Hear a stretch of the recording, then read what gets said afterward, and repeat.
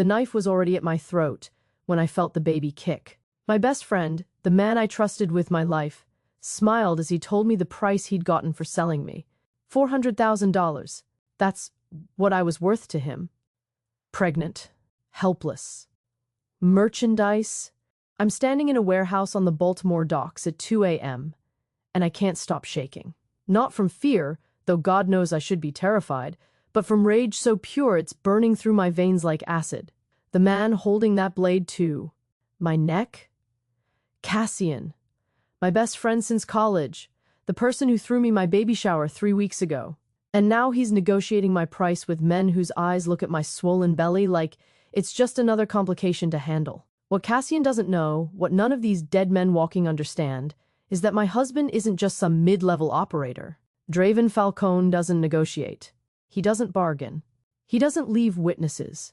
And when he finds out what they've done, when he discovers they've touched what's his, threatened the life growing inside me, this city is about to drown in blood. If you're ready to hear the entire story, every twist, every heart-stopping moment, every secret revealed, hit that subscribe button right now. And here's the thing.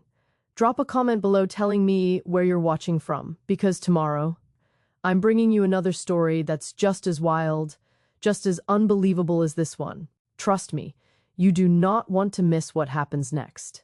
The knife was already at my throat when I felt the baby kick. My best friend, the man I trusted with my life, smiled as he told me the price he'd gotten for selling me.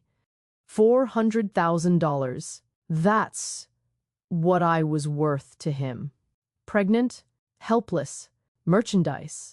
I'm standing in a warehouse on the Baltimore docks at 2 a.m., and I can't stop shaking. Not from fear, though God knows I should be terrified, but from rage so pure it's burning through my veins like acid. The man holding that blade to my neck? Cassian. My best friend since college. The person who threw me my baby shower 3 weeks ago. And now he's negotiating my price with men whose eyes look at my swollen belly like it's just another complication to handle. What Cassian doesn't know, what none of these dead men walking understand, is that my husband isn't just some mid-level operator. Draven Falcone doesn't negotiate. He doesn't bargain. He doesn't leave witnesses. And when he finds out what they've done, when he discovers they've touched what's his, threatened the life growing inside me, this city is about to drown in blood. 6 hours ago, I was in my kitchen making tea when Cassian called. His voice was warm, familiar, safe. Octavia, I found this incredible furniture maker in Fells Point. Custom cribs, the whole deal. Can you meet me to look at samples? I want to surprise you. I should have known. I should have felt it in my bones that something was wrong. But I trusted him. I've known Cassian Vale for 24 years. We survived law school together. He held my hand through my divorce. He was the first person I told when I married Draven. The second person I told about the pregnancy. The coffee he bought me tasted bitter, but I drank it anyway because I was tired, and my back ached, and the baby had been pressing on my bladder all morning. 20 minutes later, my vision started swimming. Cassian's face blurred, then sharpened, then blurred again. "What did you do?" I whispered, and he just smiled. That same smile he'd given me 1,000 times before, but now it looked like a stranger's face wearing a mask of my friend. I woke up here with zip ties cutting into my wrists. The industrial plastic digs into my skin, and I can feel my hands swelling. My wrists were already puffy from the pregnancy. Fluid retention, my doctor said, but now the restraints are cutting off circulation completely. I can see purple blooming beneath my skin like bruises forming in fast forward. The baby kicks again. Hard. Frantic. Like she can sense the danger, and maybe she can. I read somewhere that babies in the womb can feel their mother's stress hormones. Right now, my body is flooded with cortisol and adrenaline, and she's swimming in it, drowning in my terror, even though I'm trying so hard to stay calm. "Stop moving," Cassian says, pressing the blade closer. I feel a sting as it breaks skin. "Victor's men are coming to verify you're who I say you are. If you stay quiet, this goes smoothly. If you make noise, I cut deeper. Understand?" "You threw me a baby shower," I whisper. My voice sounds broken, and I hate it. "You helped me pick out her name. Something flickers across his face. Guilt? Regret? But it's gone in a heartbeat, replaced by cold calculation. Severine. Pretty name for a mafia princess. She'll be worth even more in a few years when the Constantine family wants to make alliances.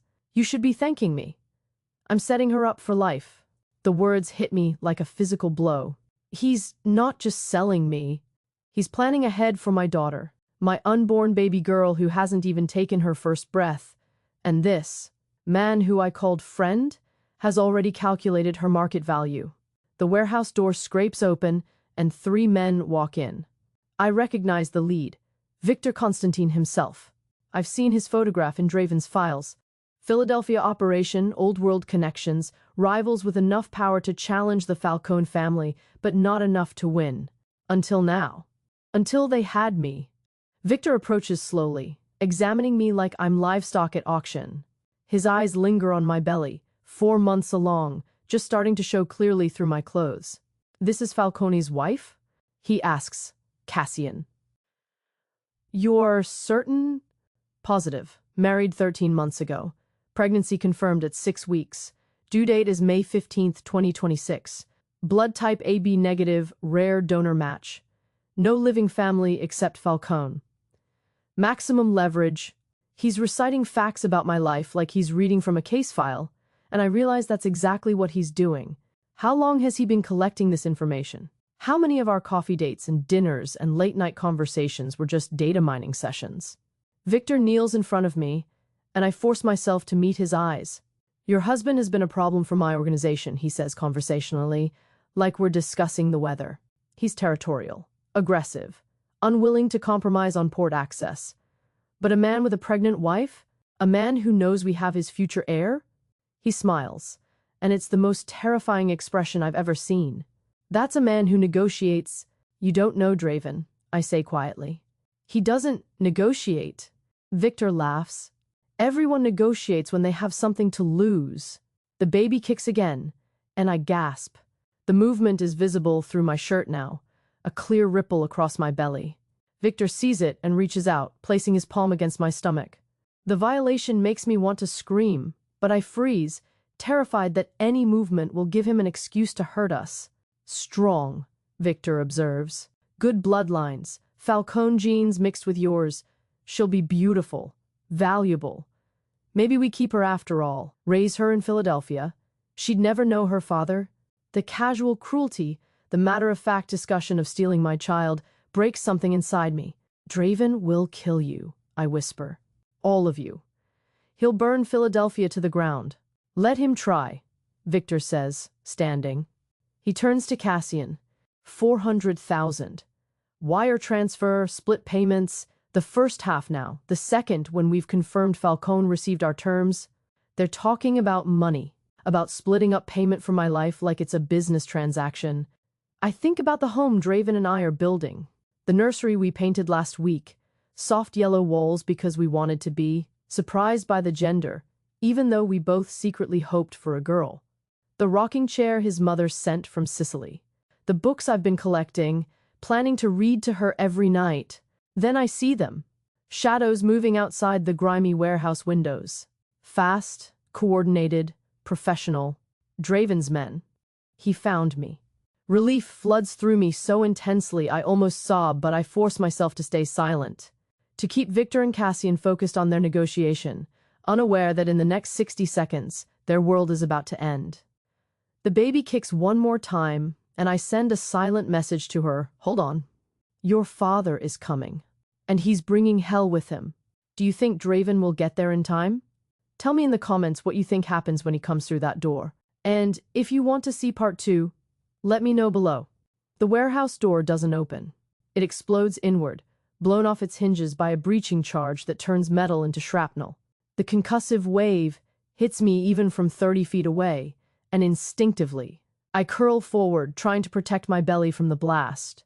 My ears are ringing, and through the smoke and debris, I see him.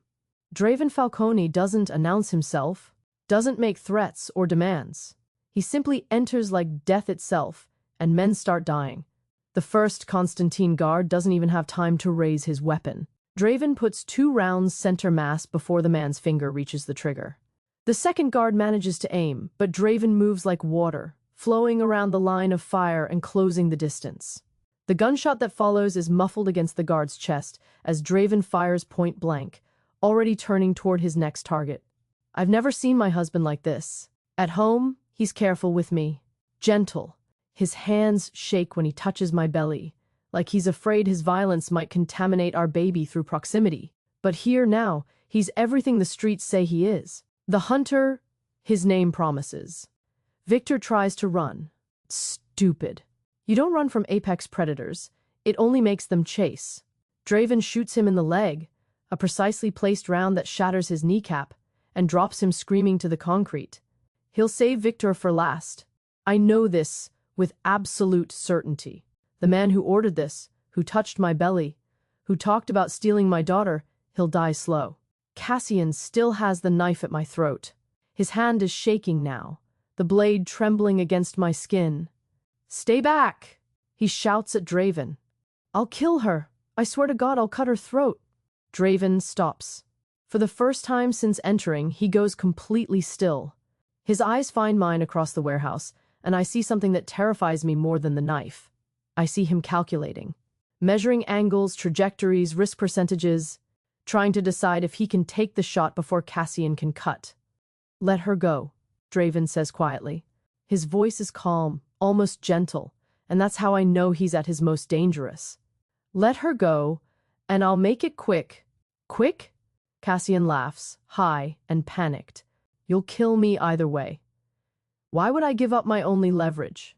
Because if you hurt her, Draven says, still in that terrible quiet voice, I won't make it quick. I'll keep you alive for days, weeks. I know 17 different ways to cause pain without causing death. I'll use all of them. The knife presses harder, and I feel blood trickle down my neck. Warm, wet. The baby kicks frantically, and I realize she can probably sense my racing heart, the chemical cocktail of fear flooding my system. I'm sorry, I whisper to her, to Draven, to everyone. I'm so sorry I trusted him. You have nothing to apologize for, Draven says, and his eyes never leave Cassian. He's the one who betrayed you. He's the one who'll pay. Then everything happens at once. One of Draven's men, Lorenzo, his head of security, appears on the catwalk above us. He doesn't shout a warning, doesn't announce his presence. He just fires. The shot hits Cassian's shoulder, the impact spinning him away from me. The knife clatters to the floor. Draven crosses the distance in seconds. His fist connects with Cassian's face with a sound like meat hitting stone. Once, twice, 3 times. Blood sprays, and I hear bones breaking. But Draven doesn't kill him. He drags Cassian to the side, cable ties his wrists behind his back, and leaves him gasping on the floor.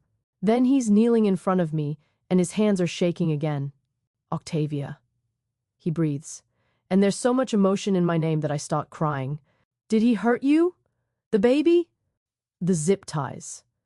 I whisper. My wrists. I can't feel my hands.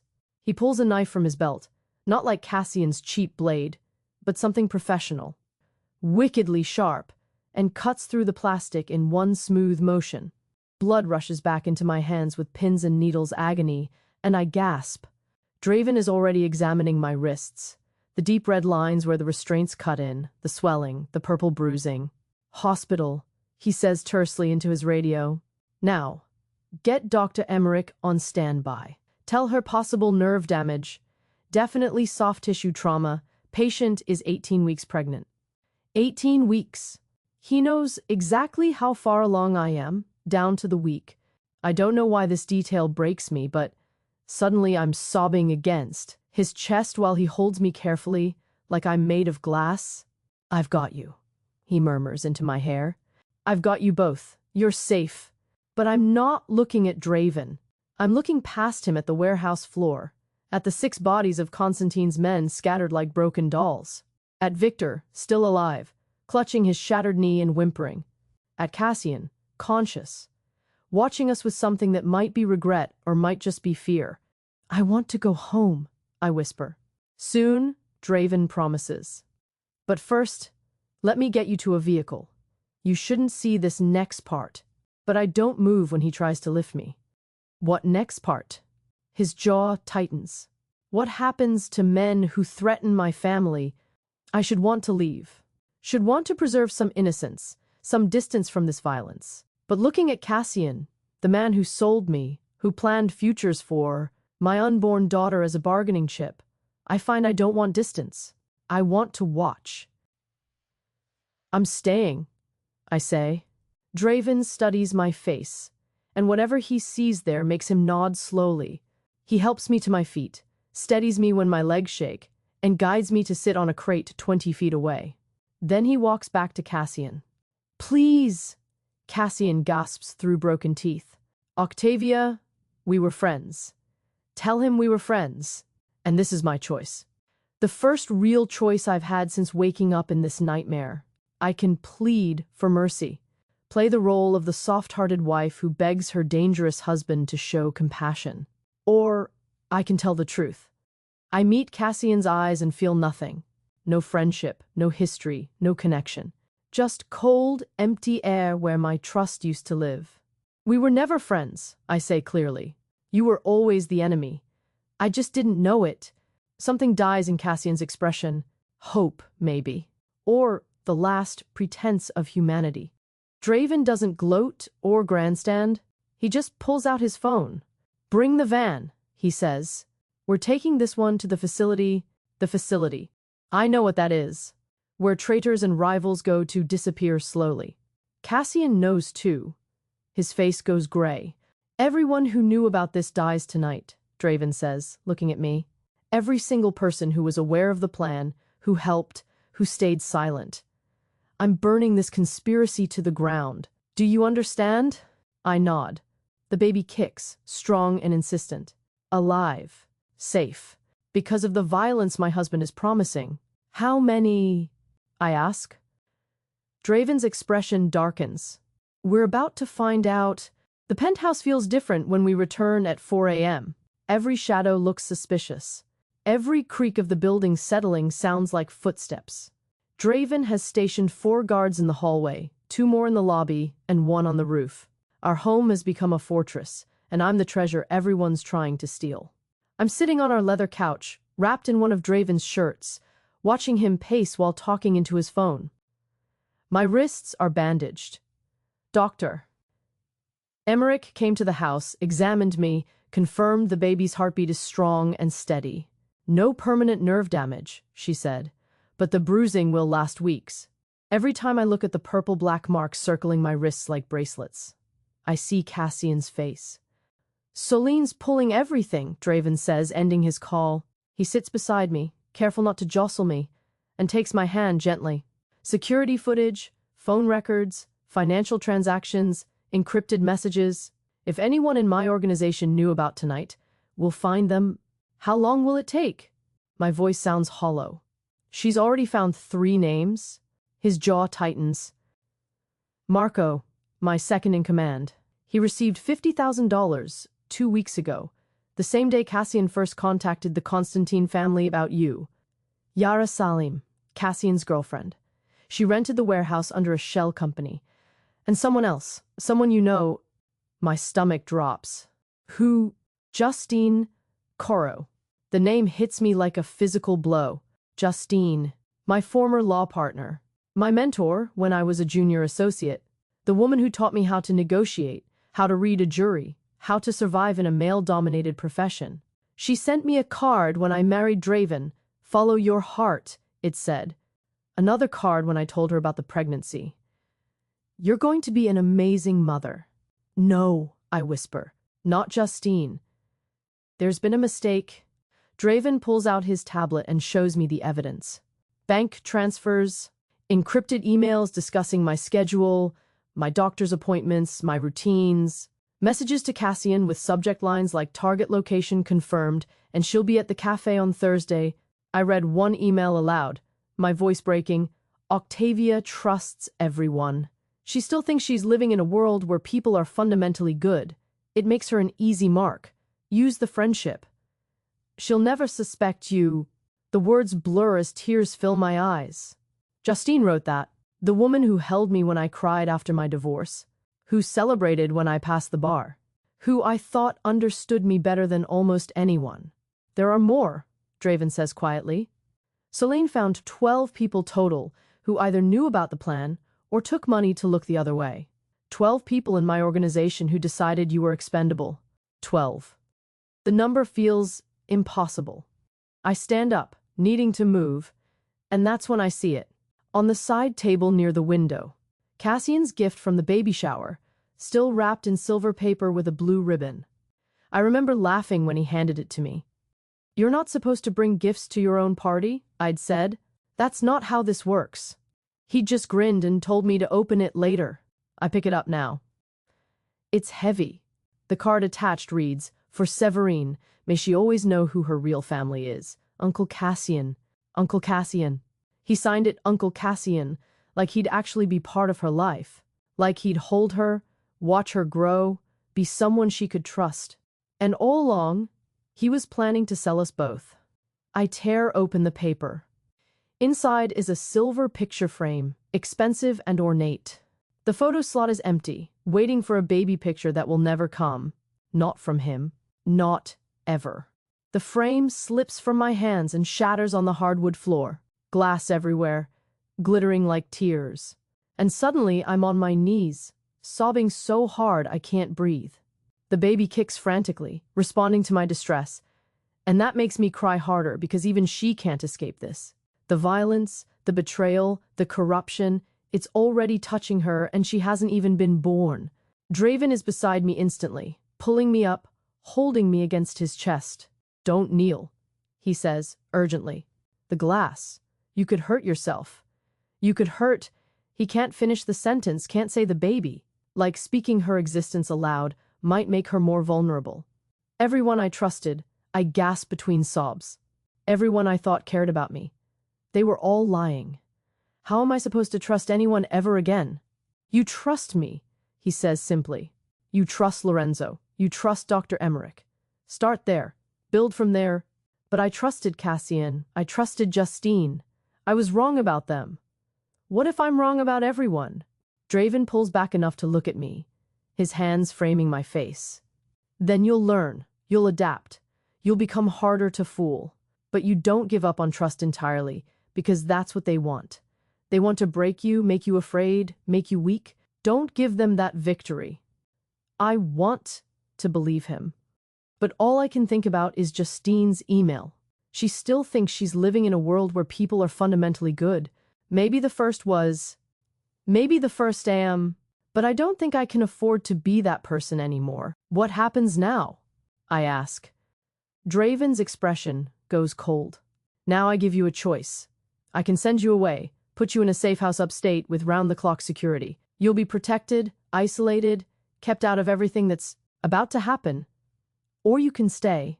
You can watch me dismantle this conspiracy piece by piece. But if you stay, you'll see things you can't unsee.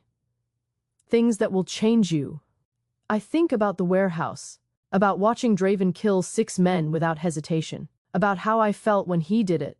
Not horror, but relief. Gratitude even. Protection purchased with blood. "I want to stay," I say. "I need to see this. All of it." He searches my face, looking for certainty, and must find it because he nods. "Then we start tonight. Marco first. Your second in command? The man you've worked with for 8 years? The man who sold you for $50,000, Draven corrects. He made his choice. Now I make mine." He stands, helps me up, and makes a phone call. 20 minutes later, we're in the car. Draven drives while Lorenzo sits in the back, silent and watchful. We cross the city to a residential neighborhood in Locust Point. Nice houses, families, the kind of place where people feel safe. Marco lives in a brick townhouse with window boxes full of dying winter flowers. His wife's car is in the driveway.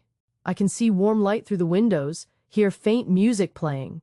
It looks like peace, like normalcy, like a lie. Draven doesn't knock. He uses a key. Of course he has a key to his second-in-command's house, and we walk in like we're invited guests. Marco is at the dinner table with his wife, Elena. There's pasta, red wine, candles, an anniversary dinner maybe, or just a Thursday night trying to feel special. Marco sees us and goes pale. Elena starts to smile. Draven! Octavia! What a surprise! But then she sees my bandaged wrists, the expression on Draven's face, the way Lorenzo closes the door behind us with quiet finality. Marco, Draven says conversationally, tell your wife what you did. I didn't, Marco stammers. Draven pulls out his phone, plays an audio recording. Marco's voice, clear and undeniable, the warehouse is secured. Cassian confirmed he'll have her there by midnight. The Constantine family is wiring the first payment now. My cut is 50,000. You'll get yours once the exchange is complete. Elena's face crumbles. Marco? What is this? Baby, I can explain. But Draven isn't interested in explanations. He pulls out his gun, the same one he used at the warehouse, probably hasn't even cleaned the blood off yet, and shoots Marco once in the chest. Center mass, professional, efficient. Elena screams. The sound is shrill, primal, full of grief and shock and terror. Marco collapses into his anniversary pasta, blood spreading across the white tablecloth like spilled wine. I watch. I don't look away. The baby kicks once, hard, and I place my hand over her.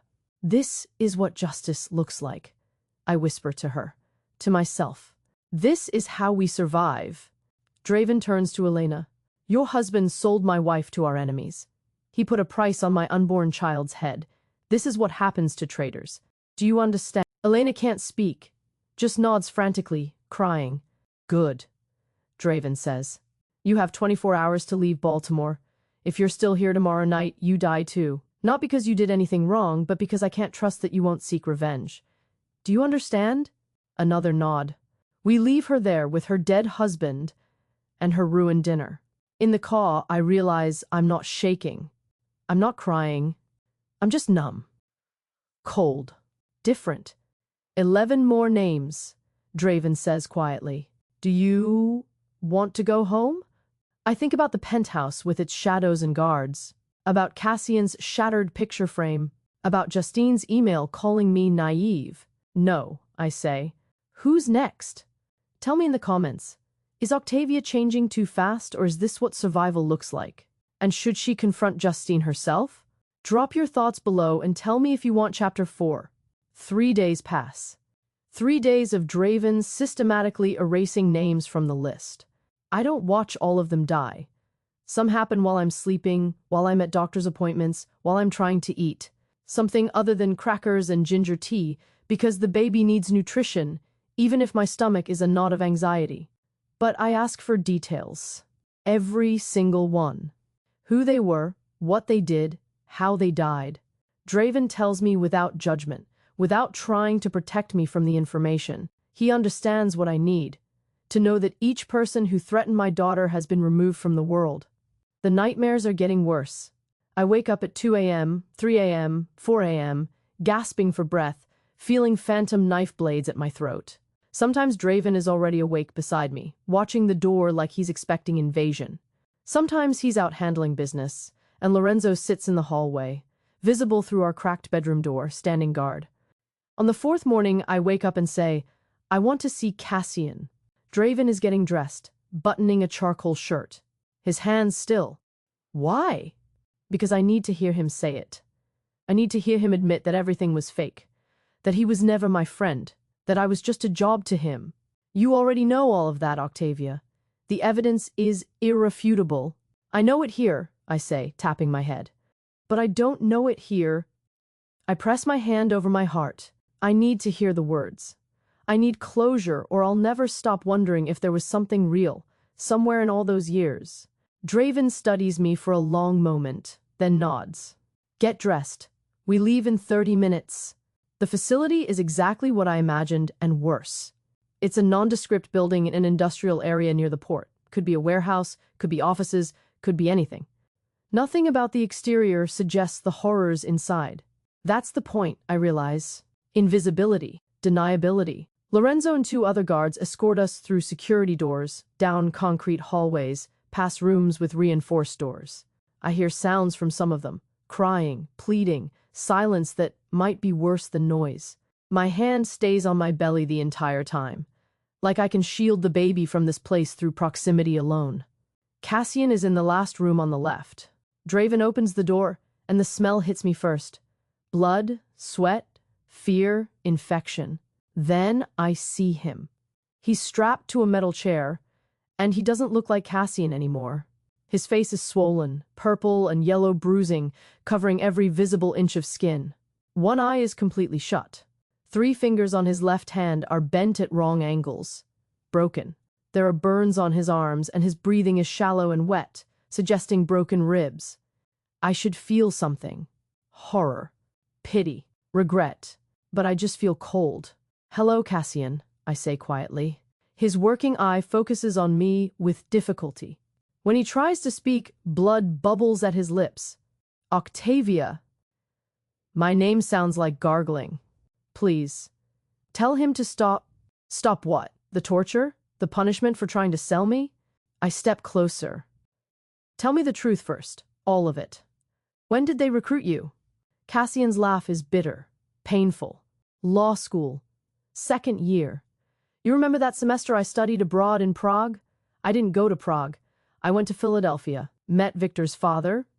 He was looking for long-term investments, ways to infiltrate organizations from the inside. I fit the profile. Smart, likable, trustworthy, good at making friends. The words hit like physical blows. 2nd year of law school. That was 24 years ago. Before I met my first husband, before my career, before everything. So, nothing was real? My voice cracks despite my best efforts. Not one conversation, not one moment. Some of it was real, Cassian admits. You were genuinely good at law. I genuinely enjoyed debating cases with you. But was I your friend? No, I was your handler. Every coffee date, every late-night study session, every time you confided in me, I was reporting back, building a file, creating leverage. Even the baby shower? He has the grace to look away, especially the baby shower. I needed recent photos of you pregnant, evidence of how far along you were. The Constantine family wanted verification before they committed to the purchase. Purchase. Like I'm furniture, like my baby is merchandise. When I told you I was pregnant, I say slowly, "What did you do?" Immediately after I left that cafe, I called Victor, told him the timeline. He authorized the sale that day. I turned to Draven. "Give me your gun." He doesn't hesitate, doesn't question, just pulls his Glock from its holster and places it in my hand. It's heavier than I expected, cold and deadly and final. I point it at Cassian's head. My hand is steady. The baby kicks, once, twice, 3 times, rapid fluttering that feels like encouragement, or maybe warning. I can't tell anymore. 24 years, I whisper. 24 years of my life built on a lie. Every secret I told you, every fear, every hope, you commodified all of it, turned my trust into a weapon. "I'm sorry," Cassian gasps. "I'm so sorry. If I could go back, you'd do it again," I finish. "Because this is who you are. This was always who you were. I was just too stupid to see it." My finger rests on the trigger. 10 pounds of pressure. That's all it would take. 10 pounds and Cassian Vale stops existing. Justice, closure, revenge. But I can't do it. I stand there for 30 seconds that feel like hours, trying to force my finger to move, trying to become someone who can kill the man who destroyed her life. But I'm not that person. Not yet. Maybe not ever. "I can't," I whisper, lowering the gun. "I want to. God, I want to so badly. But I can't." Draven takes the gun from my shaking hands. There's no disappointment in his expression, no judgment, just understanding.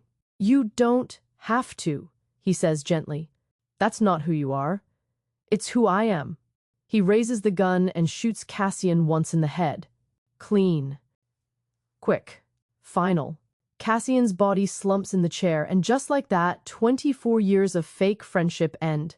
I don't cry. Don't scream. Don't feel anything except a strange, hollow relief. 3 more names on the list, Draven says, holstering his weapon. Yara Salim, Father Dominic Thorne, and Justine Coro. Are you ready? I look at Cassian's body one last time. At the man who pretended to care, who threw me a baby shower while planning my sale, who called himself Uncle Cassian to a baby he intended to steal. Yes, I say. I'm ready. We walk out of the facility together, leaving Cassian's corpse behind. The baby kicks again, and I rest my hand on my belly. It's okay, I whisper to her. The bad man is gone. You're safe now. But 3 more bad people remain. 3 more betrayers. 3 more lessons in who can't be trusted. And one of them is Justine. Who do you think hurt Octavia worse, Cassian or Justine? Tell me in the comments. The retaliation comes on a Tuesday morning while I'm eating breakfast. Draven is in his office on a conference call with his accountants, discussing port logistics like we're a legitimate shipping company instead of a criminal empire. I'm at the kitchen island with scrambled eggs I can barely taste, scrolling through pregnancy apps that tell me the baby is now the size of an avocado. Then the building shakes, not earthquake level, but enough that dishes rattle in cabinets, and my orange juice sloshes over the rim of the glass. Draven is out of his office in seconds, phone pressed to his ear. Report, he snaps. His face goes dark. How many casualties? I'm already moving toward the window. 17 floors down, I can see smoke rising from the street. Black and thick, billowing from a burning vehicle. Emergency lights are converging. Police, fire trucks, ambulances. People are running, screaming, and I can see bodies on the pavement. Car bomb, Lorenzo says, appearing beside me. Parked outside our building, detonated remotely when the morning shift was arriving. Who? I whisper, even though I already know. Constantine retaliation. They're striking back because we've eliminated 9 of the 12 conspirators. Victor's nephew Alexei has taken over operations in Philadelphia, and he's reckless, young, angry. Lorenzo's expression is grim. He doesn't care about collateral damage. Draven is beside me now, pulling me away from the window. We're moving you to the safe house. Now, pack a bag. No, I'm still watching the street, watching paramedics work on bodies. I'm not running. Octavia, they just detonated a bomb outside our building. You and the baby are targets. I need you somewhere secure. I said no. I turn to face him, and whatever he sees in my expression makes him stop talking. You told me I could stay. You told me I could watch you dismantle this conspiracy. I'm not leaving now just because they're fighting back. If I run every time things get dangerous, I'll spend my whole life running. This isn't about courage. This is about survival. Survival is exactly what it's about. My survival. Her survival. I press my hand to my belly. And we survive by finishing this. How many names are left? 3. Yara, Father Dominic, and Justine. And how many Constantine family members are planning attacks? Draven's jaw tightens. Alexei is the current head. He has maybe 15 soldiers loyal to him, plus connections to other families who might support him if they smell weakness. Then we're not done, I say flatly. We're halfway through, and they're escalating because they think they can still win. You need to show them they can't. You need to end this completely, or they'll keep coming. They'll keep bombing buildings and killing innocent people, and eventually one of those bombs will reach us. I turn back to the window. On the street, they're loading a body into an ambulance. A woman. I can see long, dark hair. A swollen belly under the white sheet they're pulling over her. Pregnant. She was pregnant. The realization hits me like a punch to the chest. Some woman who had nothing to do with any of this, just wrong place, wrong time, is dead. Her baby is dead. Because of me. Because I'm married to Draven. Because the Constantine family is retaliating against him through random violence. I'm going to be sick, I whisper, and barely make it to the bathroom before I'm vomiting. Eggs and juice and bile, heaving until there's nothing left and I'm just dry sobbing over the toilet. Draven holds my hair back, runs cold water over a washcloth, presses it to my neck. I'm sorry, he murmurs. I'm so sorry you saw that. She was pregnant. My voice is raw. That woman, she was carrying a baby, and now they're both dead because of us, not because of us, because of the Constantine family's choices. Because Alexei decided civilian casualties were acceptable losses. But if I wasn't here, if you weren't protecting me, would he have done this? Draven pulls me up, makes me look at him. If you weren't here, I'd still be at war with the Constantine family over territory and port access. This conflict was inevitable. You're not the cause. You're just what they're using as justification. Don't take their sins onto yourself. But I can't stop seeing that woman's body. Can't stop imagining what her last moments were like. Did she feel the explosion? Did she have time to be afraid? Did she think about her baby? We need to end this, I say hoarsely. Not just the conspirators, the entire Constantine operation. No half measures, no leaving pieces that can regrow. We end it completely. That means war, Draven says carefully. Real war. Not targeted eliminations, but full assault. I'd need to mobilize everyone. Hit their compound in Philadelphia. It would be bloody. Loud. The kind of thing that makes national news. Then let it make news. Let everyone see what happens when someone threatens your family. I wipe my mouth, rinse it out, try to stand steady. When can we do it? 48 hours. I need time to gather personnel, weapons, intelligence.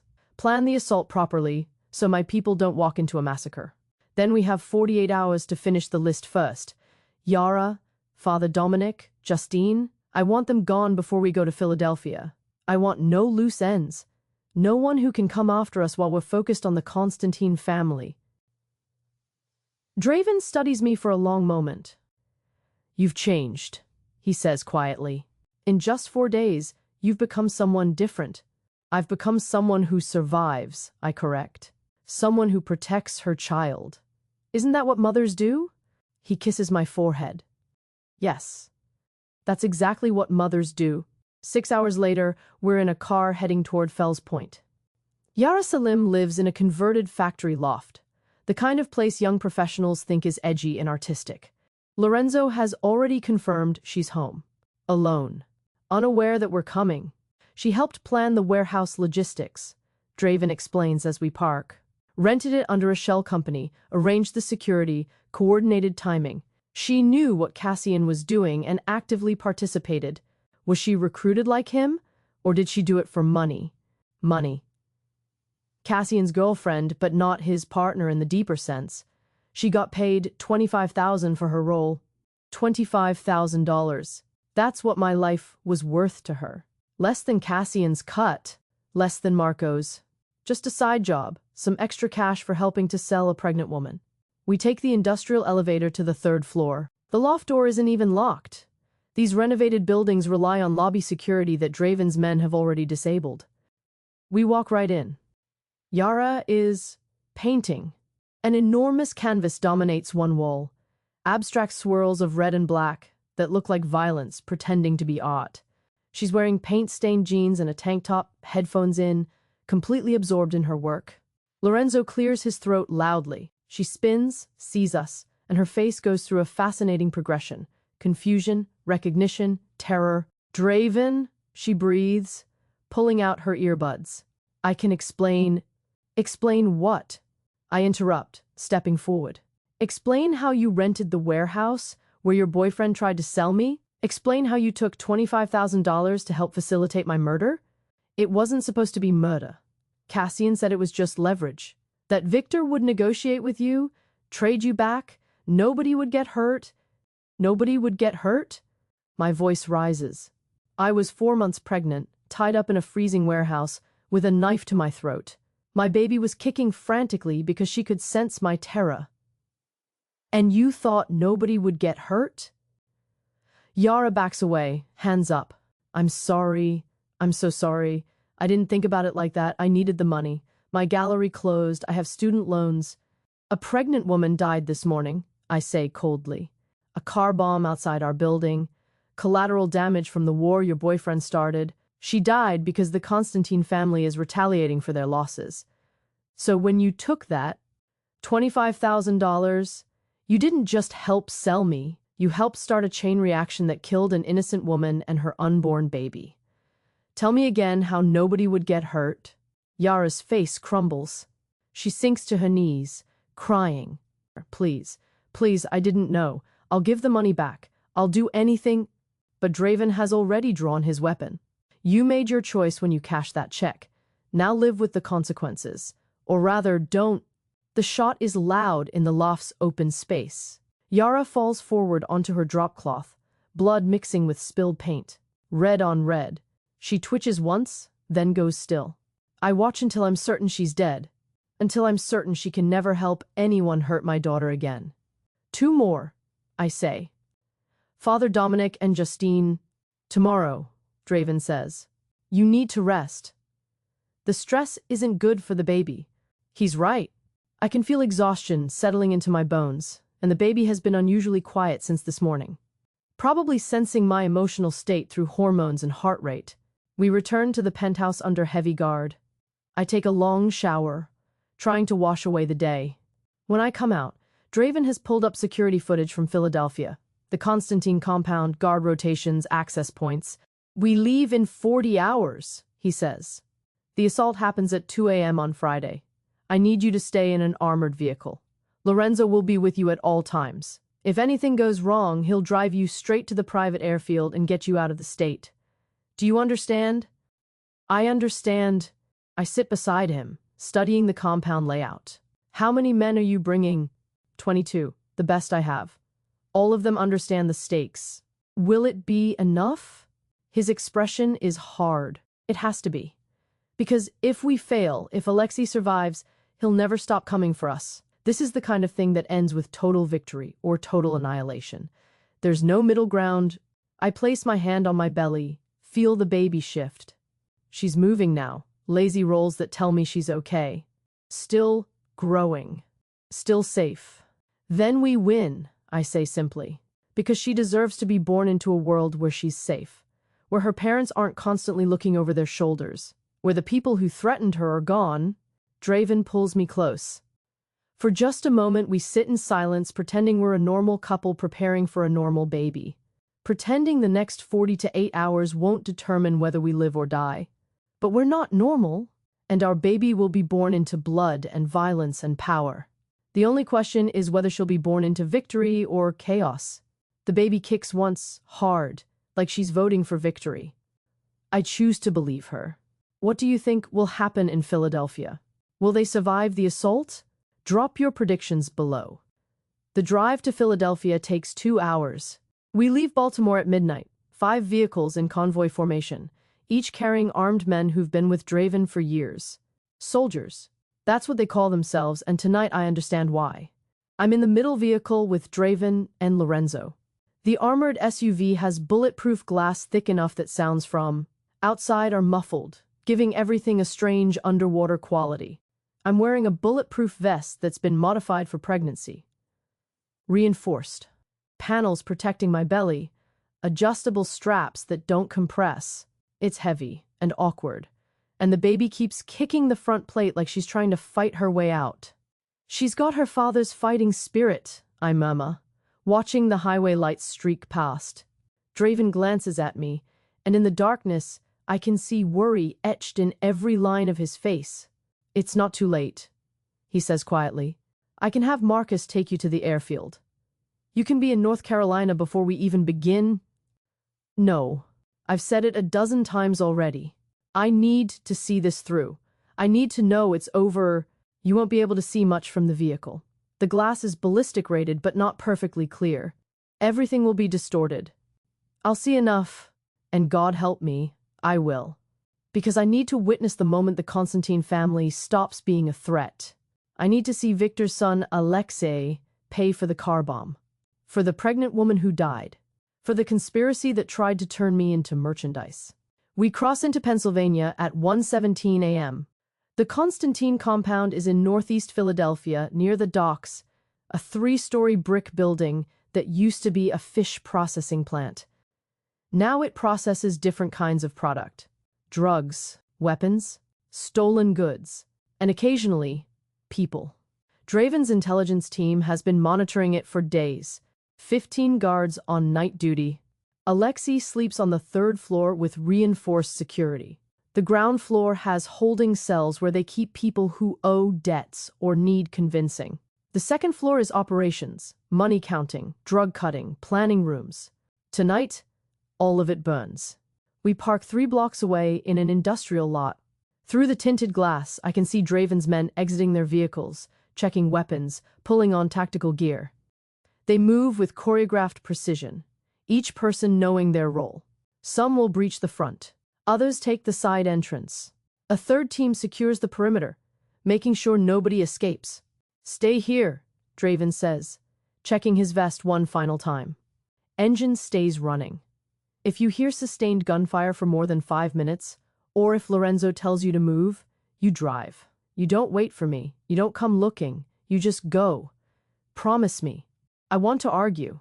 Want to say I'd never leave him. But I have a baby to protect, and that changes everything. "I promise," I whisper. He kisses me then. Hard, desperate, like he's trying to memorize the taste of my lips. Then he's gone, moving into the darkness with his men. Lorenzo stays with me in the driver's seat, engine idling, ready to bolt. We watch through the ballistic glass as shadows converge on the building. 2 a.m. exactly. The assault begins. The first explosion is a breaching charge on the front door.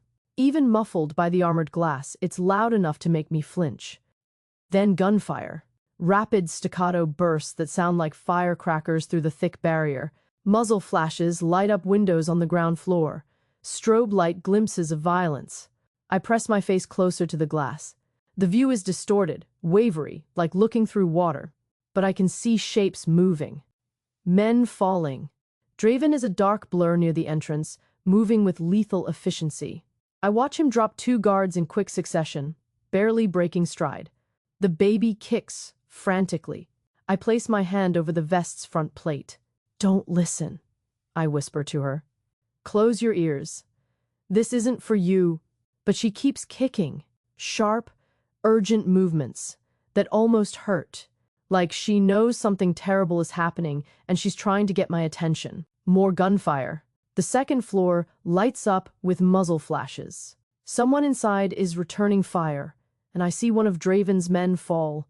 Can't tell who from this distance, but I watch them go down and not get up. "Casualties," Lorenzo mutters into his radio. "Marco team, report." Static, then a voice. "Marco 3 is down. Repeat, Marco 3 is down. We need medical." More explosions. Smaller this time. Grenades maybe, or flashbangs. Smoke begins pouring from windows, thick and black against the night sky. Then I see him. Alexei Konstantin. He's younger than I expected, maybe 30, wearing designer clothes even in the middle of a firefight. He bursts out a side exit with 2 guards running toward a waiting car. "He's escaping," I say urgently. "Lorenzo, Alexei is..." But Draven has already seen him. I watch my husband break away from the main assault, pursuing Alexei across the parking lot. The distance is too far for accurate shooting, but Draven fires anyway. One of the guards drops. The other returns fire, and I see sparks, as bullets ricochet off a dumpster Draven uses for cover. Alexei reaches his car. A black Mercedes, engine already running, driver waiting. He's going to get away. He's going to escape. And this will all have been for nothing. Then Draven does something insane. He sprints directly at the Mercedes as it's accelerating, firing his weapon into the windshield. The bulletproof glass cracks, but doesn't shatter. The car swerves, trying to run him down, but Draven rolls out of the way at the last second. The Mercedes clips a concrete pillar. Not a direct hit, but enough to deploy the airbags. The car stops, doors trapped against the pillar on one side. Draven walks up to the passenger side, calm as death, and empties his magazine through the window. The glass finally gives way, spiderwebbing and collapsing. He reaches in, drags Alexei out through the shattered window, and throws him onto the ground. "Lorenzo," I say, "drive me closer. Mrs. Falcone, the orders were..." "Drive me closer. Now." He hesitates, but something in my voice convinces him. We move forward, parking 50 feet from where Draven has Alexei pinned. Through the distorted glass, I can see Alexei's face clearly now. Young, terrified, bleeding from cuts where the glass shredded his arms. Draven hauls him upright, facing our vehicle. He knows I'm watching. He wants me to see this. This man, Draven says loudly enough that I hear it even through the armor, ordered the car bomb that killed an innocent pregnant woman this morning. He did it to hurt me, to hurt my family, to frighten my wife. Alexei is sobbing, begging. I can see his mouth forming the word please, over and over. Draven forces him to look at the SUV. At me. She's watching, he says. The woman you tried to scare, the mother protecting her child. Look at her and understand you failed.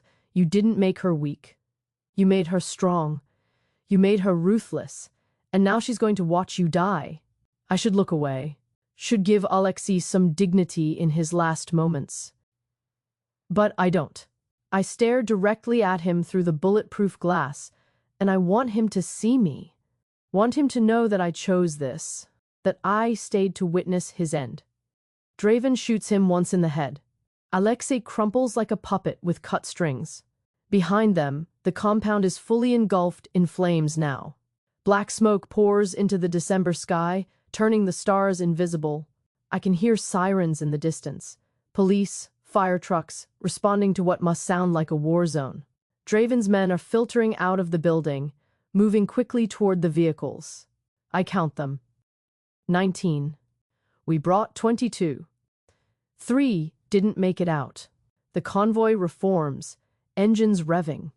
We're moving before the emergency services arrive, before anyone can get descriptions or license plates. Racing back toward Baltimore, leaving Philadelphia burning behind us. I lean back in my seat, suddenly exhausted. The baby has stopped kicking.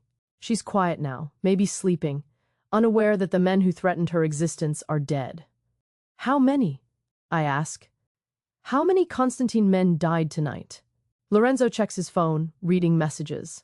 19 confirmed, including Alexei, all his lieutenants, and most of his active soldiers. The ones who survived will scatter. Without leadership, the Philadelphia operation is done. Finished. 19 men, plus the 3 we lost. 22 deaths in one night. I place my hand on my belly. It's over, I whisper to her. They can't hurt you anymore. No one can. But even as I say it, I know it's not quite true.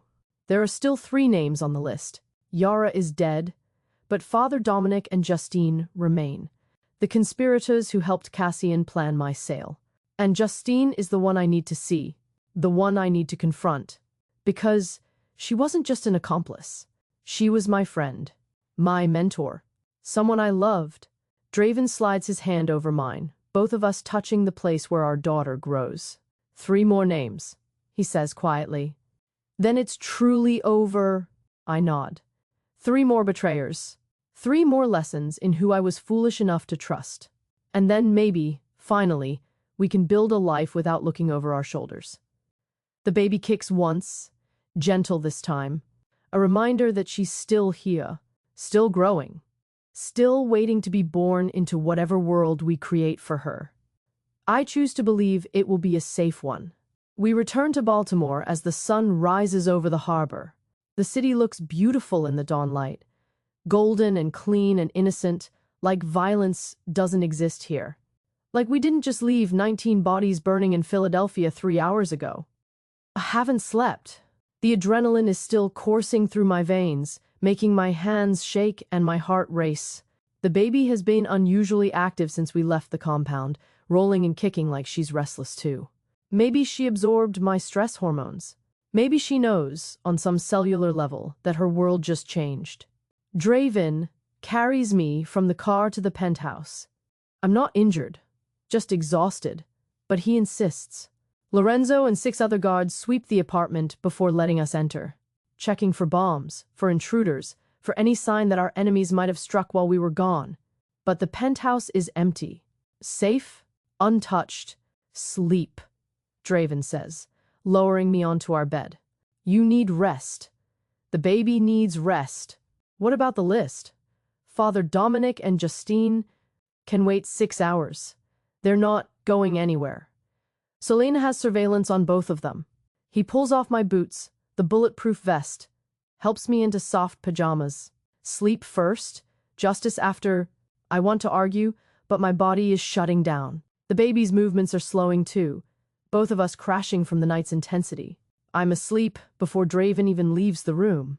When I wake, it's 2 p.m. 10 hours lost.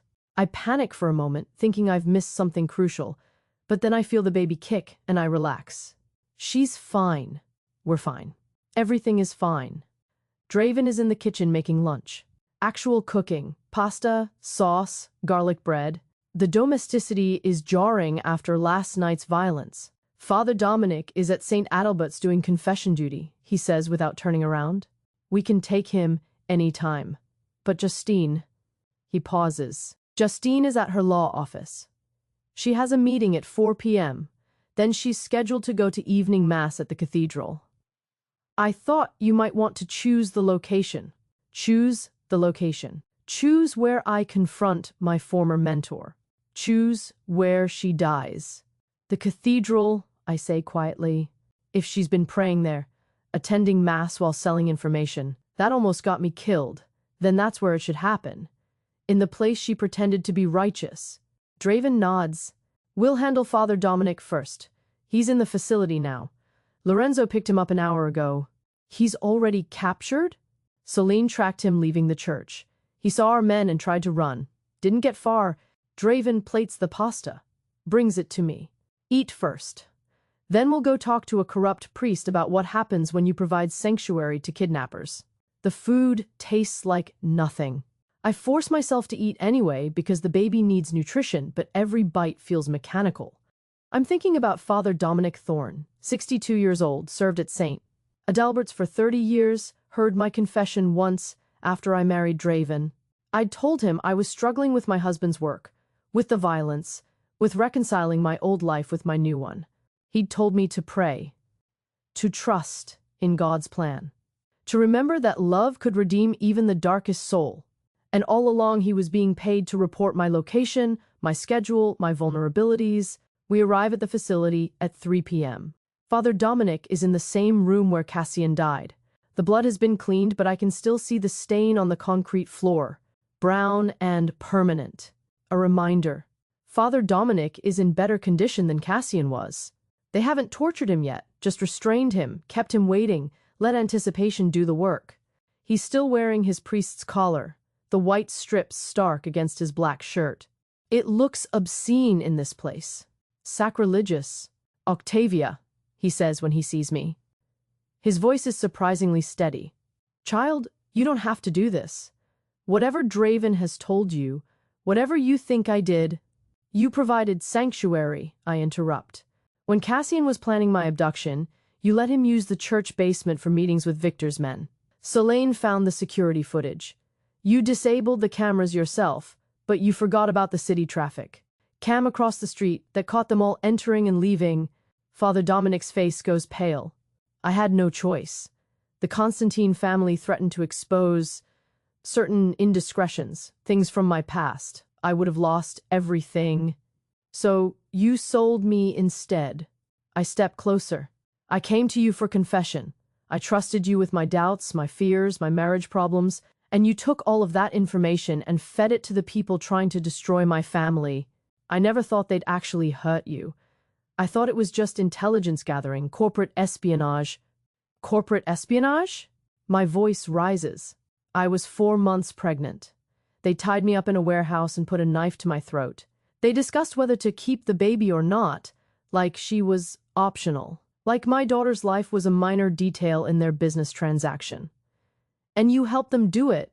Father Dominic is crying now. Real tears, not the performance kind. I'm sorry. I'm so deeply sorry. If I could undo it.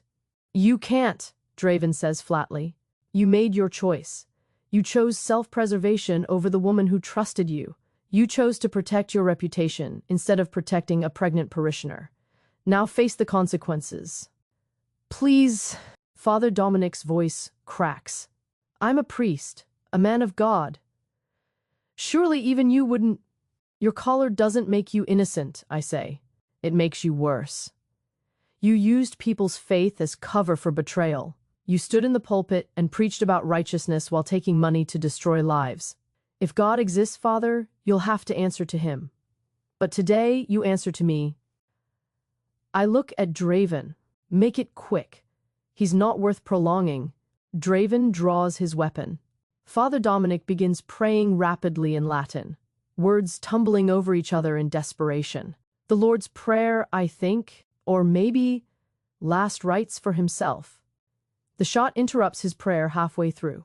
He slumps in the chair, and the white collar slowly turns red. 2 names left. Now 1. Justine, I say. Let's finish this. We arrive at the Cathedral Basilica of Saints Peter and Paul at 6 p.m., just as evening mass is ending. The cathedral is beautiful.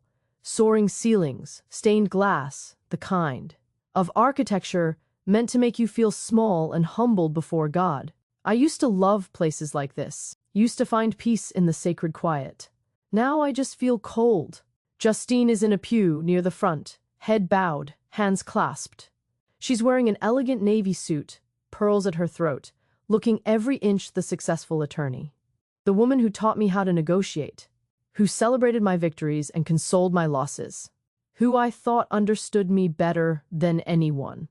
We wait until the cathedral empties, until it's just us, Justine, and a handful of Lorenzo's men positioned by the exits. No one enters, no one leaves, just us and God and justice. Justine doesn't notice us approaching until we're right behind her. When she turns and sees us, her face goes through the same progression as Yara's: confusion, recognition, terror. Octavia, she breathes. Draven. I didn't expect. I thought you were in Philadelphia. We were, I say, sliding into the pew beside her. We burned the Constantine compound to the ground last night. 19 men dead, including Alexei. Did you know about the car bomb, Justine? The pregnant woman who died? Her face crumbles. Oh God, no. I didn't know about that. I swear I didn't know. But you knew about the warehouse. You knew Cassian was planning to sell me. You helped him. I pull out my phone, show her the emails Selene recovered. Her own words staring back at her. You called me an easy mark. Said I still believed people were fundamentally good. Was that funny to you? Was I a joke? No. Justine is crying now, mascara running. You were never a joke. You were brilliant. One of the best attorneys I ever trained. But when you married Draven, when you walked away from legitimate law to be with a criminal, it felt like a betrayal. Like you were throwing away everything I taught you. So, you betrayed me first? I was angry, jealous. You had everything: youth, talent, a husband who worshipped you, a baby on the way. And what did I have? A failing practice, mounting debt, no. Family, no future. When Cassian approached me, when he offered money just for information, it seemed like such a small thing. Just schedules, just routines. You didn't think they'd use it to try to kill me? I finish. You didn't think that giving criminals my doctor's appointment times and my favorite cafe locations would put me in danger? You're smarter than that, Justine. You knew exactly what you were doing. You just didn't care because you were too busy being bitter. She reaches for my hand. I pull away like she's toxic. Please, I know I don't deserve forgiveness, but for the sake of our friendship, for all the years we worked together, we were never friends, I say, echoing the words I told Cassian. I was your student, your protege, someone you could mold and take credit for. But when I outgrew you, when I chose my own path, you couldn't handle it. So you tried to destroy me. I stand, and Draven stands with me.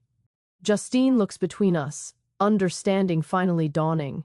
You're going to kill me, she whispers. Here, in a church. You came here to pray, I say, to ask God for forgiveness for your sins. But you never asked me. You never even tried to make this right. You just kept going to mass, kept pretending to be a good person, while the consequences of your betrayal killed innocent people. Octavia, please, I'm begging you. I'll do anything. There's nothing you can do. Nothing that would make up for what you took from me. I turn to Draven. She's yours. He draws his weapon, and Justine starts praying. Different from Father Dominic's desperate Latin, this is English, simple, heartfelt. Forgive me, Father, for I have sinned. Wait, I say suddenly. Draven pauses, gun still aimed. I look at Justine. Tell me the truth, just once. Was any of it real? Did you ever actually care about me, or was I always just a means to an end?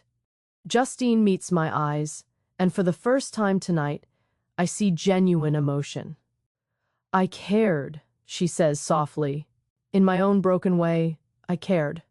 You reminded me of who I used to be before the law made me cynical, before disappointment made me cruel. I cared about you, and I destroyed you anyway because that's who I've become. Someone who ruins the things she loves. The confession breaks something in me, some last hope that maybe, somewhere in all the lies, there was a kernel of truth, a moment of real friendship. But caring isn't enough. Love isn't enough. Not when you still choose betrayal. Thank you for telling me, I say. Then I step back, giving Draven a clear line of sight. The shot echoes in the cathedral's vaulted space, impossibly loud, bouncing off stone and glass.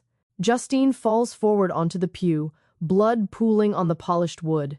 I don't cry, don't scream, don't feel anything except empty relief. It's over, Draven says quietly. All 12 conspirators are dead. The Constantine family is eliminated. There's no one left who threatens you or the baby. I place my hand on my belly. The baby kicks once, twice, strong and steady. Alive. Let's go home, I say. We walk out of the cathedral together, leaving Justine's body in the pew where she prayed for forgiveness she never really sought. Outside, the December air is cold and clean. Christmas lights are starting to appear on buildings, and somewhere in the distance, I can hear carolers singing. The world keeps turning. People keep living their normal lives, and I keep walking, transformed into someone I barely recognize. My baby is safe. That's all that matters. Is Octavia a survivor or a monster now? Tell me what you think in the comments. And if you want to see what happens next, how she builds a life after all this violence, let me know. Chapter 8 is waiting. 2 weeks pass. 14 days since the Philadelphia massacre. 12 days since we eliminated the last conspirators. 10 days since I stopped having nightmares every single night. Now it's only every other night, which feels like progress. I'm 5 months pregnant now. The baby is the size of a bell pepper, according to the app. She's moving constantly, flutters and rolls and occasional sharp jabs that make me gasp. Dr. Emmerich says everything looks perfect. Heart rate normal. Growth on track. No signs of stress from the trauma I experienced. My body, apparently, is better at protecting her than my mind is at protecting itself. The city has changed. Or maybe I've just started seeing it differently. Baltimore's criminal underworld operates on respect and fear, and, right now, the Falcone name commands both in unprecedented measure. The port is fully under Draven's control. The territories that the Constantine family held have been absorbed or redistributed. No one challenges us. No one dares. And I'm no longer just Draven's wife. I'm something else. Something new. It starts small. Draven asks my opinion on a territory dispute between 2 lower-level operators. I suggest a solution. Split the territory but give the more profitable section to whoever commits to eliminating street-level drug sales near schools. It's strategic and creates goodwill with neighborhoods that usually hate us. The operators agree immediately. Not because the solution is brilliant, but because I'm the pregnant woman who watched her husband burn Philadelphia to the ground. I'm the one who confronted conspirators in churches and warehouses. I'm terrifying in a way that has nothing to do with physical violence. A week later, Draven brings me to a meeting with the Giordano family from D.C. They want to discuss partnership on weapons importation. The meeting is in a private room at a waterfront restaurant. 5 men in expensive suits trying to negotiate with my husband. They're not expecting me to walk in. The change in atmosphere is immediate. These are old-school operators who don't believe women belong in business discussions. They look at Draven with confusion, then at my obvious pregnancy with something like disgust. Mr. Falcone, the lead negotiator, says carefully, "Perhaps your wife would be more comfortable waiting outside while we discuss terms?" "My wife," Draven says pleasantly, has strategic insights that exceed most of my senior people. She stays. I sit, placing both hands on my belly. The baby kicks, and I smile. Gentlemen, I understand you want to route weapons through Baltimore's port. 40% cut for access and security. That seems reasonable on the surface, but let me explain why it's actually insulting. For the next 20 minutes, I dismantle their proposal, point out the vulnerabilities in their supply chain, note the discrepancies in their financial projections, identify the three competing families who would offer better terms and more reliable product. By the time I'm finished, the lead negotiator is sweating. Mrs. Falcone, we clearly underestimated. You underestimated because I'm pregnant, I interrupt. Because you think growing a human makes me weak or distracted. But I've spent the last month learning that nothing makes you more dangerous than having something to protect. My daughter will be born into this world in 4 months. I'm ensuring she's born into a stable empire with intelligent partnerships and no threats on the horizon. So here's my counteroffer. I lay out new terms. 55% cut, guaranteed exclusivity, and a clause that prohibits any sales to individuals with histories of violence against women or children. The Giordano family will take the deal or walk away, but they won't negotiate further. They take the deal. After they leave, Draven looks at me with something between pride and awe. You just negotiated a more favorable contract than I've managed in 2 years of discussions with them. I'm motivated, I say simply. Hand on my belly. They weren't. Word spreads. The pregnant mafia wife who's somehow more frightening than her enforcer husband. The former attorney who applies legal strategy to criminal negotiations. The woman who watched conspirators die and didn't flinch. 3 days later, I'm invited to a business meeting at a downtown hotel. It's actually a gathering of crime families from up and down the East Coast, an informal summit to discuss territory, resolve disputes, establish new partnerships. Usually women aren't invited. Usually wives stay home. But I'm not usual anymore. I wear a black maternity dress that somehow makes me look powerful instead of vulnerable. My belly is prominent now, impossible to hide, but I don't try. I walk into that hotel conference room with my head high, one hand resting on my daughter, and every conversation stops. Mrs. Falcone, someone says. I don't recognize him, but he clearly knows me. We heard about Philadelphia. Impressive work? My husband's work, I correct. I just watched. That's not what we heard. We heard you stayed for the entire assault. Watched Alexei die. Insisted on seeing it through even when Falcone tried to send you somewhere safe. I smile, cold and sharp. My daughter's life was threatened. I needed to ensure the threat was eliminated. Wouldn't any mother do the same? The room is silent for a beat. Then someone laughs. Not mockery, but genuine respect. Any mother who's smart, yeah. Most mothers who are dangerous, definitely. The meeting continues. I sit quietly through most of it, observing, learning the dynamics. Who respects whom? Who has old grudges? Who's looking for opportunities to expand? But when they discuss a proposal that involves trafficking routes through residential neighborhoods, I speak up. That route takes you past 3 elementary schools and a pediatric hospital, I say clearly. Unacceptable. An older man, Boston operation, I think, raises an eyebrow. With respect, Mrs. Falcone, this is business. Profit matters more than sentiment. It's not sentiment. It's strategic survival. I lean forward, both hands on my belly. Every person in this room operates because communities tolerate us. We provide jobs, protection, structure in neighborhoods where legitimate systems fail. But the moment we endanger children, we lose that tolerance. We become the enemy. And then law enforcement gets public support for major operations that shut us all down. Your trafficking route risks all our empires for marginal profit. Find another route. The room is quiet. Then the Boston operator nods slowly. She's got a point. We'll rework the logistics. Just like that, I've established rules, boundaries, a moral framework that has nothing to do with law and everything to do with survival. After the meeting, Draven pulls me aside. You just set policy for half the East Coast's criminal operations. I set policy that keeps my daughter safe. I correct. If these families operate near schools and hospitals, if they put children at risk, eventually someone retaliates. Eventually that retaliation reaches us. I'm preventing future threats. You're thinking 10 years ahead. I'm thinking until my daughter is old enough to understand what her parents do. When that day comes, I want her to know we had rules, that we weren't monsters, just people who survived in a world that doesn't forgive weakness. The baby kicks hard, and I wince. Draven's hand immediately covers mine, both of us feeling her movement. She's strong, he murmurs. Like her mother, she has to be. The world we're bringing her into demands it. We return home as the sun sets over the harbor. The penthouse is secure, comfortable, safe. I've started working on the nursery. Soft yellow walls, dark wood furniture, a bookshelf already filling with children's books. Tonight, I stand in the doorway, looking at the space we're creating for her. Do you think she'll forgive us? I ask quietly.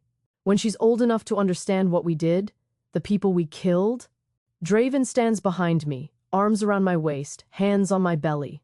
I think she'll understand we did what we had to do, that we protected her before she was even born. That's what parents do. But will it be enough? Will love and protection make up for violence? I don't know, he admits. My father asked himself the same question about me. I grew up knowing what he was, what he did, and I loved him anyway. Maybe our daughter will too. The baby kicks again, and I choose to interpret it as agreement. That night, for the first time in weeks, I don't have nightmares. I sleep deeply, dreamlessly, my hand on my belly and Draven beside me. When I wake at dawn, I feel different, lighter. Like some weight I didn't know I was carrying has finally lifted. The conspirators are dead. The threats are eliminated. The empire is stable. And in 4 months, my daughter will be born into a world we've made safe for her. I'm not the woman I was before the warehouse, that naive attorney who trusted too easily, who believed in fundamental goodness, who thought she could stay innocent while married to darkness. She's gone, burned away like everything else in Philadelphia. But maybe that's okay. Maybe transformation isn't loss. Maybe it's just evolution. The baby kicks, and I whisper to her, "Good morning, little one. You're safe, you're loved, and you're going to be so strong." Outside, Baltimore wakes up. The city moves and breathes, unaware that the pregnant woman in the penthouse, overlooking the harbor, has become one of the most dangerous people in it. Not through violence, not through cruelty, but through absolute unwavering commitment to protecting what's hers. And right now, what's mine is growing inside me, kicking and rolling and preparing to enter a world I've remade for her. 3 months pass like water through fingers. December becomes January, becomes February, becomes March. Winter gives way to early spring, and my belly grows with it. By mid-April, I'm 8 months pregnant and enormous. The baby, Severine, we've decided definitely now, takes up every available inch of space inside me. My ribs ache from her kicks. My bladder has become her personal trampoline. I can't remember what it feels like to sleep comfortably. But she's healthy, strong. Dr. Emmerich says her heartbeat is perfect, her growth exactly on track. She's measuring a little large, takes after her father, Draven jokes, but nothing concerning. Just a big, healthy baby girl preparing to enter the world. The city has stabilized under our control. No challenges to Draven's authority. No attempts at retaliation for Philadelphia. The empire runs smoothly, efficiently, and I've become an integral part of its operation. Not the violence, I leave that to Draven and his men, but the strategy, the negotiations, the long-term planning that ensures stability. Other families call me for advice now, for perspective on disputes. I've become an unlikely mediator in a world that usually settles disagreements with bullets. But the nightmares haven't completely stopped. 3 times a week, I wake at 2 a.m. drenched in sweat, my heart racing, the baby kicking frantically in response to my panic. I dream about the warehouse, about Cassian's smile as he told me my price, about the Constantine enforcer discussing whether to keep the baby or not, about the pregnant woman killed in the car bomb, her body covered by a white sheet that couldn't hide the curve of her belly. In my worst nightmares, I'm the woman under the sheet. Severine never gets born. She dies with me in an explosion of violence and stupidity and revenge. I wake from these dreams gasping, and Draven holds me while I cry. He doesn't tell me the dreams will stop. He doesn't promise everything will be okay. He just holds me and lets me feel what I need to feel. On Draven's advice, I start seeing a therapist. Not just any therapist. Dr. Ashika Rains, a woman who specializes in trauma and who's on Draven's payroll. She understands the unique context of my life, doesn't judge, doesn't try to convince me to leave or change or become someone different. You survived something terrible, she tells me during our second session. Your response, the hypervigilance, the need to witness justice, the transformation into someone harder, that's not pathology. That's adaptation. You did what you had to do to protect yourself and your baby. Now the question is, can you find balance? Can you be both the woman who survived and the mother your daughter needs? I don't have an answer. Not yet. But I'm trying. I've started working on the nursery obsessively. It becomes my project, my focus, my way of channeling anxiety into something productive. The yellow walls are perfect now. The dark wood crib is assembled. The bookshelf is full. Classics, modern picture books, poetry collections I plan to read to her every night. There's a rocking chair by the window where I sit for hours, one hand, on my belly, talking to Severine about the world she's about to enter. Your father is dangerous, I tell her, but he's also kind. He'll teach you to protect yourself, to be strong, to never accept weakness from yourself or others. But he'll also read you bedtime stories and make you laugh and love you with an intensity that's almost frightening.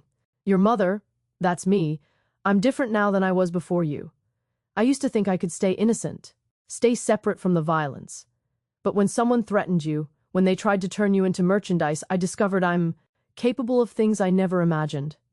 I watched people die and felt relief instead of horror. Does that make me a monster?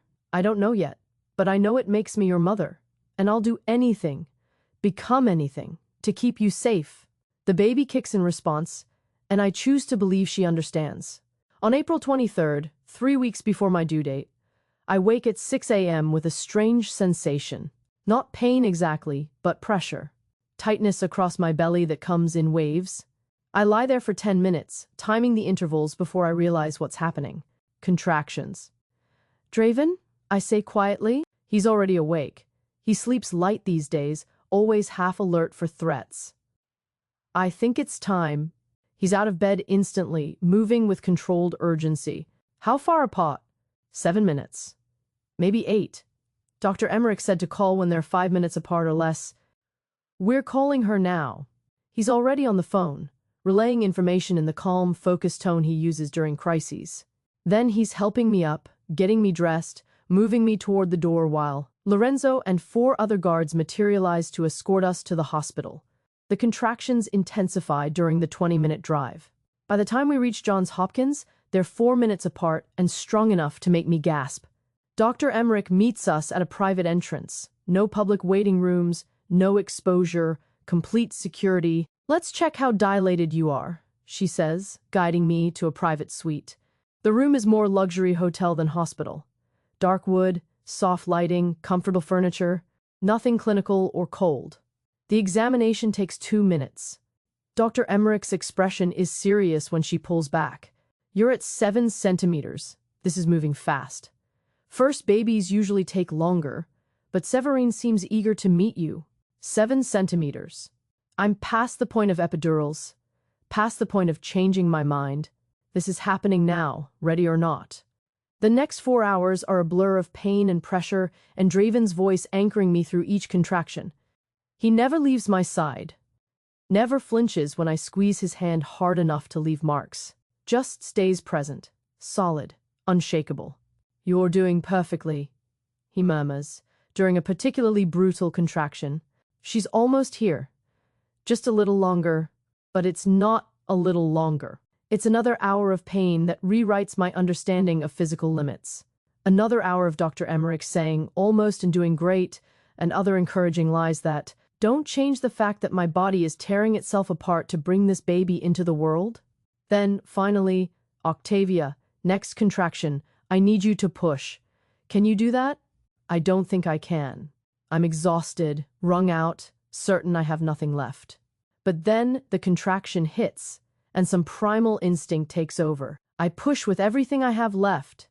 Again, Dr. Emmerich says, she's crowning. One more big push.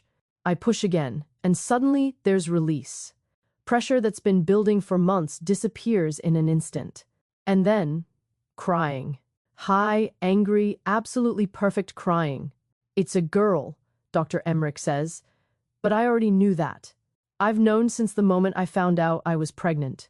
Séverine Raven Falcon, born April 23, 2026, at 11:47 a.m.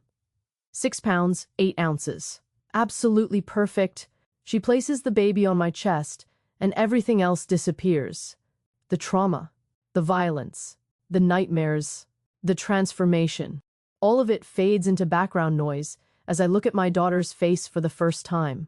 She's beautiful. Dark hair plastered to her head, tiny fists waving, eyes squeezed shut against the bright world. She's screaming with impressive lung capacity, furious about being evicted from her warm, dark home into this cold, loud place. "Hello, Séverine," I whisper. "I'm your mama. I've been waiting so long to meet you." At the sound of my voice, she stops crying. Just for a moment, her eyes open, dark blue, unfocused, searching. She can't see much yet, but she knows my voice, recognizes it from 9 months of listening to me talk to her through layers of skin and muscle. Draven is beside me, one finger touching Severine's tiny hand. She grips it instinctively, her whole fist wrapped around his finger. He makes a sound I've never heard before, something between a laugh and a sob. "She's perfect," he says hoarsely. "You made someone perfect." "We made her," I correct. Together. The next hour is a blur of medical checks and measurements. Séverine scores perfect on her APGAR. No complications, no concerns, just a healthy, angry baby girl who wants to eat and sleep and be held. I attempt breastfeeding for the first time, and it's awkward and difficult and nothing like the peaceful bonding moment I imagined. Séverine latches poorly, gets frustrated, cries. I cry too. Exhausted and overwhelmed and terrified, I'm already failing at motherhood. "It takes practice," the nurse says gently. "Both of you are learning. Give it time. Time. The one thing I haven't had enough of for months. Everything has been urgent, immediate, life or death. But now, holding my daughter, I have nothing but time. Time to learn. Time to heal. Time to become the mother she needs." That night, Draven sleeps in the chair beside my hospital bed while I hold Séverine. She's in a bassinet, but I can't bring myself to put her down. I just want to hold her, memorize her face, count her fingers and toes over and over. "I killed people for you," I whispered to her. "I watched them die and felt nothing. Does that make me a monster?" Séverine doesn't answer, just makes tiny snuffling noises in her sleep. But somehow, holding her, I feel the first stirrings of peace I've had in months. Maybe I'm not a monster. Maybe I'm just a mother who did what was necessary. 3 days later, we bring Séverine home. The penthouse has been transformed, security tripled, nursery finished, every surface baby-proofed within an inch of its life. Lorenzo and his team do a sweep before we enter, checking for threats that don't exist. I carry Séverine to her nursery and sit in the rocking chair, both of us bathed in soft afternoon light. Draven leans against the doorframe, watching us. "What are you thinking?" he asks. "I'm thinking about the woman I was before the warehouse, before Cassian's betrayal. She was naive, trusting, convinced she could stay innocent while living in this world." I look down at Séverine, who's sleeping peacefully in my arms. She would have been a terrible mother for this baby. She wouldn't have had the strength to protect her. And now? Now I'm someone different, someone harder, maybe someone broken. But I'm strong enough.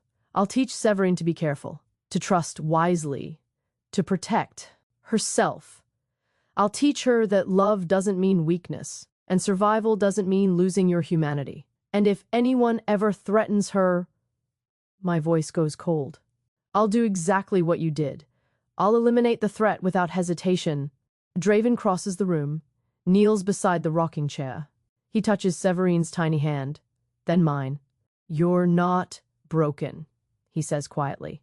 You're forged, tempered by fire into something stronger than you were before. That's not loss. That's transformation. Will she understand that?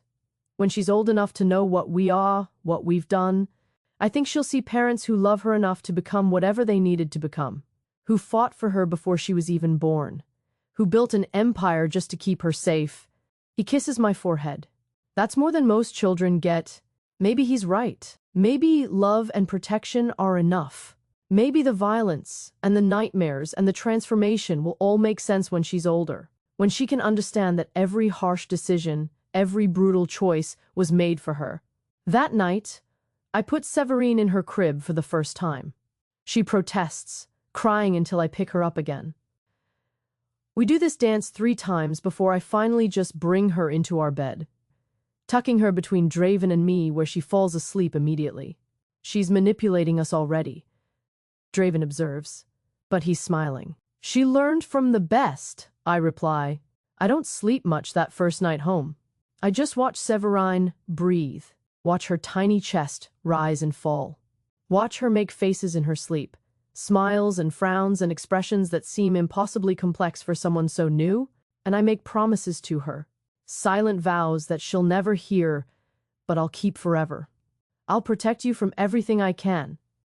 I'll teach you to be strong. I'll give you the childhood I didn't have, stable, secure, unconditionally loved. I'll make sure you know that you're valued for who you are, not what you can provide others. I'll teach you to trust carefully, to love deeply, to forgive when appropriate, but never forget.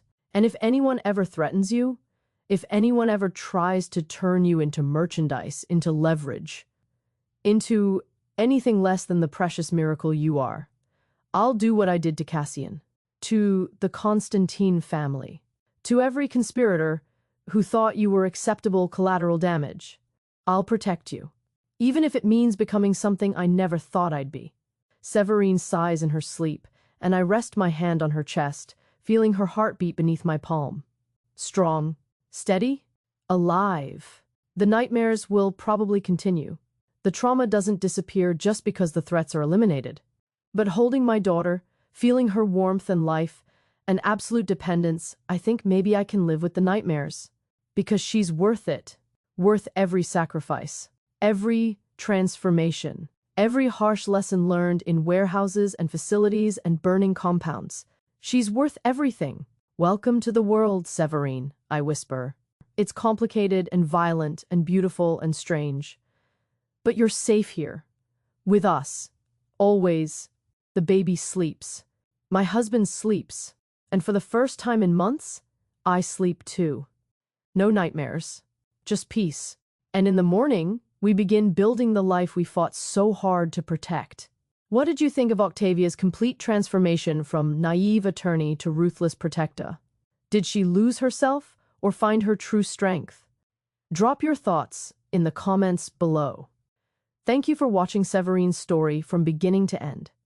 Your comments and support make these stories possible. Until next time, stay strong, stay fierce, and protect what's yours.